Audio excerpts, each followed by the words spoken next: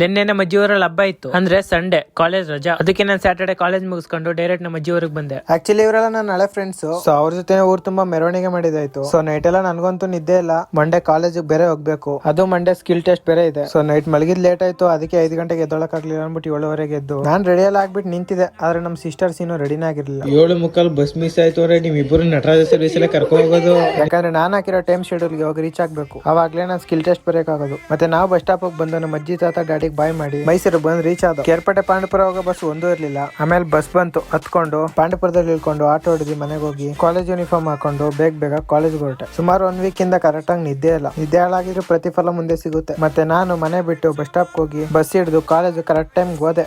ಆದ್ರೆ ಎಕ್ಸಾಮ್ ಇಲ್ವಾ?